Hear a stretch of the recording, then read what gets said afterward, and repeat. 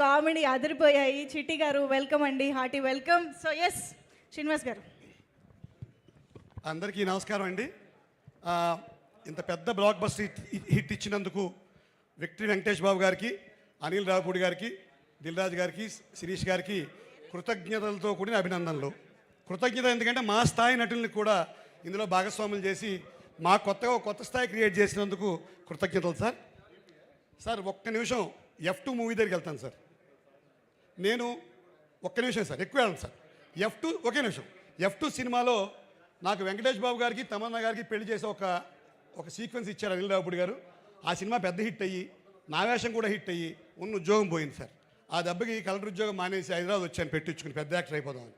పెద్ద సినిమాల్లో చిన్న వేషాలు, చిన్న సినిమాల్లో పెద్ద వేషాలు. సాగుతోంది భయం వేసేస్తుంది. మా ఆవిడ అడుగుతుంది, అదే F2 పట్టుకుని పోయావు ఏమైంది జీవితం అని. సో ఈ భయంలో భాగంగా నేను నటించిన ప్రతి సినిమాకి వెళ్తాను, ప్రతి సినిమాకి. ఆ ఇంటర్వెల్లో ఎవరైనా గుర్తుపడతాడేమో ఆశతోటి ఆ ఇంటర్వెల్లో బయటకు వచ్చి థమ్స్అప్ తాగుతాను సార్. ఫస్ట్ అయిపోతుంది, ఒక్కడు కూడా గుర్తుపట్టాడు. తర్వాత లిమ్కా, స్ప్రైటు, కాఫీ, టీ అన్నీ అయిపోతాయి. ఈ లోపల ఇంటర్వెల్ బెల్లం అవుతుంది, అందరూ నన్ను తోసుకుంటూ లోపలికి వెళ్ళిపోతారు. ఒక్కడు కూడా పట్టించుకోడు. లోపలికి వెళ్ళిన తర్వాత ఓ రోజు జరిగింది సార్, పక్క సీట్లో ఒకడు కూర్చున్నాడు. ఎవడూ పట్టించుకోవట్లేదు, 3 ఏళ్ళు అయిపోయింది, అందరూ కలెక్టర్లు అయిపోయారు, జీవితం ఇలా అయిపోయిందని భయం వేస్తుంది. కరెక్ట్గా వాడు నాకేసి చూసి, సార్ మీరు కమాన్ అంటున్నాను, నేను గుర్తుపట్టేశాడేమో అని. చాలా బాగుంటారు సార్ అన్నాడు.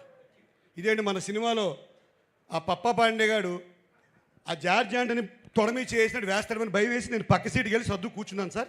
ఇది నా ఇంటర్వ్యూల అనుభవం. అయితే మొన్న నేను నారాయణ గారు అమలాపురంలో ఈ సినిమాకి వెళ్ళాం. 552 మంది ఉన్నారు.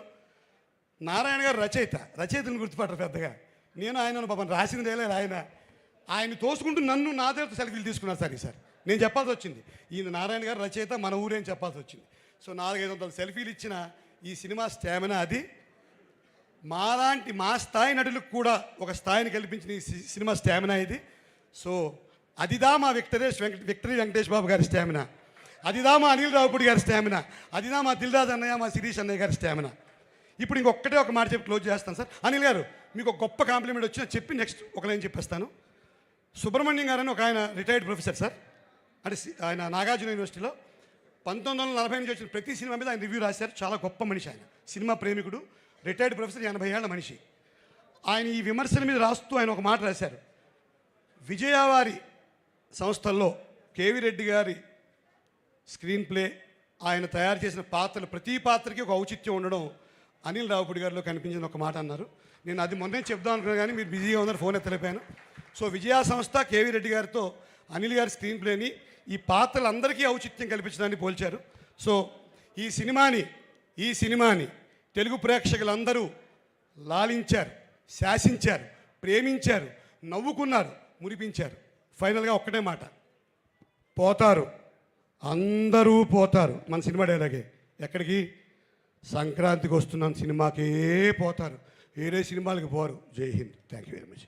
థ్యాంక్ యూ అండి. పమ్మిసాయి గారు మాట్లాడతారు ఇప్పుడు. అందరికీ నమస్కారం.